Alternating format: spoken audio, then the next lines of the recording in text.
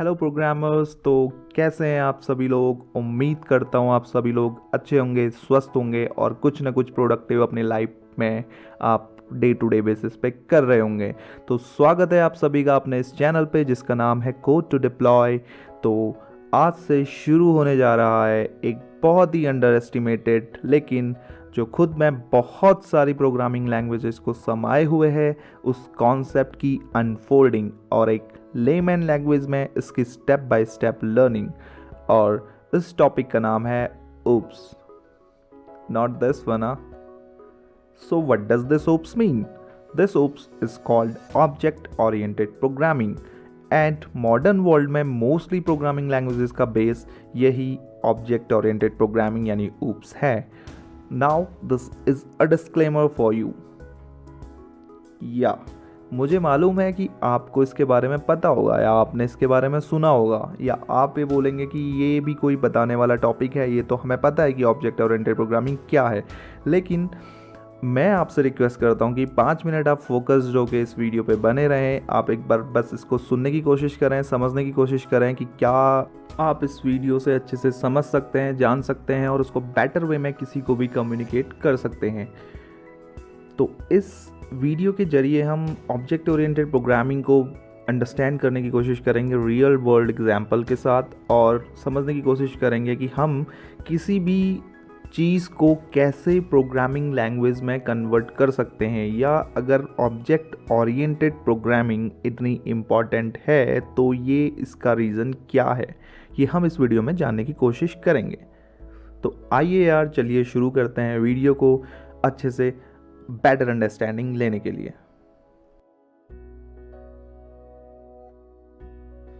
Object oriented programming system, जैसा कि आपको इसके नेम से ही पता लग रहा है, ये ऑब्जेक्ट पे बेस्ड प्रोग्रामिंग कॉन्सेप्ट है। oops कोई एक लैंग्वेज नहीं है। बहुत से स्टूडेंट एंड इवन प्रोफेशनल्स को भी ये डाउट होता है कि oops एक प्रोग्रामिंग लैंग्वेज है, but the thing is that oops आपका एक कॉन्सेप्ट है, या इसे दूसरे वर्ड्स में कहें तो ये एक मैथडोलॉजी है जो आपको एक वे प्रोवाइड करती है कि how to write code. It means बहुत सी प्रोग्रामिंग लैंग्वेजेस oops को फॉलो करती हैं क्योंकि oops एक मैथडोलॉजी है जो कि एक वे प्रोवाइड करती है कि हाउ टू राइट कोड। तो जो भी लैंग्वेजेस oops को फॉलो करती हैं उनको ये मैंडेट होता है कि वो oops के डिफाइंड जो भी प्रोसीजर्स हैं उनको फॉलो करे, जिनमें से कुछ पॉपुलर लैंग्वेजेस हैं C++, C#, जावा, आपने इनके नाम सुने भी होंगे। तो आइए अब समझने की कोशिश करते हैं कि ऐसा क्या रीज़न है कि ऑब्जेक्ट ओरिएंटेड प्रोग्रामिंग इतनी ज़्यादा वास्टली यूज्ड है, इतनी फेमस है और इतनी ज़रूरी है। तो ऑब्जेक्ट ओरिएंटेड प्रोग्रामिंग पे बेस्ड जो भी लैंग्वेजेस हैं तो उस पर जब भी आप प्रोग्राम अपना लिखना शुरू करते हैं तो आपको कुछ गाइडलाइंस फॉलो करनी पड़ती हैं जो oops की ही गाइडलाइंस हैं। लाइक सपोज अगर आप C++ में कोई प्रोग्राम राइट करने जा रहे हैं तो उसके पहले सबसे पहले आप वहाँ पे एक क्लास डिफाइन करते हैं। उस क्लास के अंदर आप अपना फंक्शन क्रिएट करते हैं और वहाँ पे आप अपना कोड राइट करते हैं। तो इसे हम एक एग्जाम्पल के थ्रू समझ सकते हैं। तो जैसा कि इस स्क्रीन पे आप देख पा रहे हैं, ये एक C++ का कोड है जहाँ पे हमने एक क्लास क्रिएट की हुई है जिस क्लास का नाम है एडिशन। उस एडिशन क्लास के अंदर हमारे पास कुछ मेंबर वेरिएबल्स हैं लाइक नंबर 1, नंबर 2, सम, और कुछ मेंबर फंक्शंस हैं like void input, void calculate, void output। इनको डिटेल में हम बाद में समझेंगे कि क्या मेंबर वेरिएबल हैं, क्या मेंबर फंक्शंस हैं, या कहें प्रॉपर्टीज़ और मेथड्स जो भी हैं इनके टर्म्स हमें बोलने के हैं, वो हम इन्हें बाद में समझेंगे। बट हमें बेसिकली हम एक ही अंडरस्टैंडिंग ले रहे हैं कि C++ पे जब भी हम कोड राइट करते हैं तो हम एक क्लास क्रिएट करते हैं। उस क्लास के अंदर हम अपना सारा जो भी लॉजिक होता है उस लॉजिक को हम लिखते हैं और उस क्लास को हम इंट मीन के अंदर एक्सेस करके वहाँ पे हम इस क्लास के जो भी इससे हम एक्सपेक्ट करते हैं फंक्शनैलिटी उसको हम एग्जीक्यूट करते हैं। तो उसको एग्जीक्यूट करने का तरीका हमारे पास क्या होता है कि उस क्लास का हम ऑब्जेक्ट बनाते हैं और ऑब्जेक्ट के थ्रू हम उस क्लास के मेंबर वेरिएबल्स और मेंबर फंक्शंस को एक्सेस करते हैं। तो जैसा कि इस एग्जाम्पल में आप देख पा रहे हैं कि हमारी क्लास एडिशन थी, उसके अंदर private number 1 number 2 void input calculate output, then main method के अंदर हमने एडिशन ऐड लिखा। तो यहाँ पे हमने एडिशन क्लास को इंस्टेंशिएट कर लिया, या क्योंकि आप कहीं पे भी थ्योरी देखेंगे तो वहाँ पे ये टर्म यूज़ हो सकता है कि इंस्टेंशिएशन, राइट। तो इसलिए मैं ये टर्म यूज़ कर रहा हूँ। तो इट मीन्स कि हमने उस क्लास का ऑब्जेक्ट बना दिया या इंस्टेंस बना दिया। ये इंस्टेंस बोलो या ऑब्जेक्ट बोलो या इंस्टेंशिएशन बोलो, तो वो दोनों एक ही टर्म है। तो हमने एडिशन क्लास का ऑब्जेक्ट बनाया ऐड, और उस ऑब्जेक्ट के थ्रू हमने add dot input, add dot calculate, add dot output को एक्सेस किया। और आउटपुट पे अगर हम देखें, जो हमें आउटपुट मिला वहाँ पे हमें दिख रहा है एंटर 2 नंबर्स। तो एंटर 2 नंबर्स किसके थ्रू कॉल हुआ? ऐड डॉट इनपुट के थ्रू। अगर हम यहाँ पे देखें तो ऐड डॉट इनपुट ने एंटर 2 नंबर्स हमने डाला हुआ था। उसके बाद कैलकुलेट फंक्शंस पे क्या हुआ? Sum is equal to number 1 plus number 2 हुआ। तो उसके बाद हमने कॉल किया है ऐड डॉट कैलकुलेट, और लास्ट में हमने कॉल किया है आउटपुट। तो आउटपुट पे हमने क्या किया था, जो सम भी हमारे पास आया है उसको हमने प्रिंट कर दिया। तो ऐड डॉट आउटपुट जब हमने कॉल किया तो नीचे आउटपुट विंडो पे अगर आप देखोगे the sum of 5 and 7 is 12। तो ये डेफिनेशन हमने यहाँ पे दी हुई थी, ये प्रिंट हो गई एंड देन रिटर्न 0, क्योंकि मेन एक्सपेक्ट कर रहा है इंटीजर रिटर्न टाइप। तो यहाँ पे हमने रिटर्न, हम मेन से कुछ रिटर्न वैसे नहीं एक्सपेक्ट कर रहे, तो हमने रिटर्न 0 यहाँ पे इसको करवा दिया, राइट।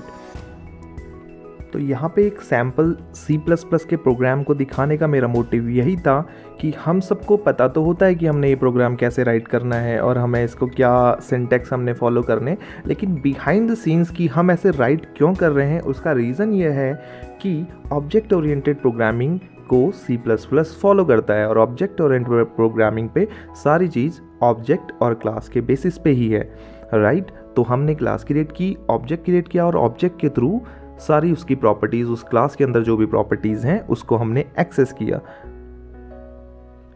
इन सभी कॉन्सेप्ट्स, क्लास, ऑब्जेक्ट और मेंबर फंक्शंस, वेरिएबल, प्रॉपर्टीज़, इंस्टेंशिएशंस को हम बाद में समझेंगे, डिटेल में समझेंगे, बट आपको बस एक ऊप्स की इम्पोर्टेंस बताने का मेरा एक मोटिव था कि ऊप्स इतना ज़्यादा इम्पोर्टेंट क्यों है।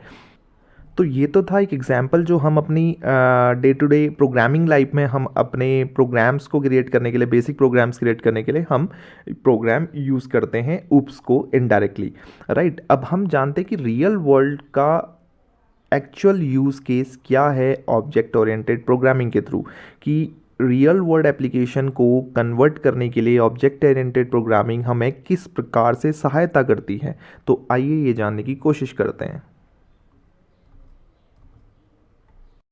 फॉर एग्ज़ाम्पल, अगर हमें अपने कॉलेज के लिए एक अटेंडेंस मैनेजमेंट सिस्टम बिल्ड करना है, हमें एक ऐसी एप्लीकेशन बनानी है जो सारी अटेंडेंस को मैनेज करे, तो अगर हम इसको इन डेप्थ थोड़ा सा समझने की कोशिश करें तो इस पे हमें क्या क्या चीज़ों की रिक्वायरमेंट है, या क्या क्या जो मेन चीज़ें हैं जिनके बारे में हमें सोचना है। तो सबसे पहले जो चीज़ है वो है कॉलेज, कि अबाउट कॉलेज, राइट। उसके अंदर हमारी आई कॉलेज के अंदर ब्रांचेज या स्ट्रीम्स, राइट। उसके अंदर हमारे पास आई टीचर्स, फैकल्टीज़, स्टूडेंट्स के exams, semesters, right, trainings, industrial trainings and many more things, right, placements, right, बहुत सारी चीज़ें। तो अगर आप इसको समराइज़ करो और इसको ब्रेक डाउन करने की कोशिश करो कि आप इसके लिए कोड कैसे राइट करेंगे, तो अगर हम ऊप्स के टर्म पे इसको अंडरस्टैंड करने की कोशिश करें तो ऊप्स पे सबसे पहले कॉलेज आपकी एक क्लास हो गई, राइट, एक पेरेंट क्लास आपकी बनेगी कॉलेज। और ब्रांचेज और स्ट्रीम को भी अगर आप समझने की कोशिश करें तो ब्रांचेज भी एक आपके पास क्लास हो सकती है जिसके पास अपनी अपनी प्रॉपर्टीज़ होंगी। लाइक स्टूडेंट भी एक क्लास होगी जिसकी अपनी प्रॉपर्टीज़ होंगी। प्रॉपर्टीज़ इन द सेंस कि first name, last name, middle name, और parents name, father name, mother name, right, then class, semester, year, address, phone number, many things, वो सारा स्टूडेंट के अंदर प्रॉपर्टीज़ हो गई, राइट। फिर एक हमारी टीचर्स या फैकल्टी क्लास हो सकती है जिसकी प्रॉपर्टीज़ सेम वेरी करेंगी स्टूडेंट की तरह ही। देन ट्रेनिंग हमारी एक क्लास हो सकती है, राइट। बहुत सारी चीज़ें, मतलब जितने भी हमारे पास टॉपिक्स हैं हम उसे क्लास में कन्वर्ट कर सकते हैं। और कुछ क्लास के अंदर जैसे हमारे पास फंक्शंस हो सकते हैं, जैसे अभी हमने देखा था कि हमने एक कैलकुलेट फंक्शन बनाया, तो वो प्रोग्राम, वो जस्ट एक हम ऐड 2 नंबर्स का एक प्रोग्राम बनाया था जहाँ पे हमने कैलकुलेट एक प्रोग्राम बनाया, राइट। लेकिन यहाँ पे अगर हम देखेंगे कि हमारे पास कैलकुलेट करने के लिए क्या है, हम कैलकुलेट कर सकते हैं अटेंडेंस की परसेंटेज को, हम कैलकुलेट कर सकते हैं स्टूडेंट के मार्क्स को। तो I am just giving an example कि हम कैसे रियल वर्ल्ड प्रॉब्लम को या हम किसी रियल वर्ल्ड कोई चीज़ को जिसको हम सॉफ्टवेयर में कन्वर्ट करना चाहते हैं तो हम उसे कैसे कर सकते हैं। अगर हम इसको ऑब्जेक्ट ओरिएंटेड प्रोग्रामिंग के बेसिस पे हम कोड राइट कर रहे हैं तो ऑब्जेक्ट ओरिएंटेड प्रोग्रामिंग काफ़ी सिंप्लीफाई कर देती है किसी भी प्रॉब्लम को या किसी भी टॉपिक को जिस पे हम या जिसको हम कन्वर्ट करना चाहते हैं एज अ प्रोग्राम।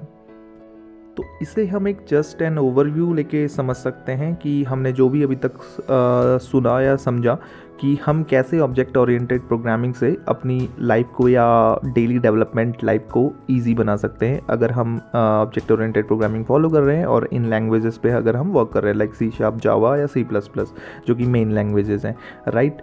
तो आगे हम और बेटर वे में जानने की कोशिश करेंगे। हम एक लाइव प्रोजेक्ट के थ्रू समझेंगे कि जो एप्लीकेशन लाइव होगी आप उसको वेबसाइट पे भी एज अ वेबसाइट उसको आप देख भी पाएंगे कि हाँ ये वेबसाइट लाइव है, और कैसे हम ऑब्जेक्ट ओरिएंटेड प्रोग्रामिंग का यूज़ करके इन चीज़ों पे वर्क कर रहे हैं। और हम बेटर वे में जानने की कोशिश करेंगे कि क्या क्लास है, क्या ऑब्जेक्ट है, क्या मेंबर मेथड्स हैं, वेरिएबल हैं, फंक्शंस हैं, राइट। हम सारी चीज़ों को इन डेप्थ अच्छे से जानने की कोशिश करेंगे।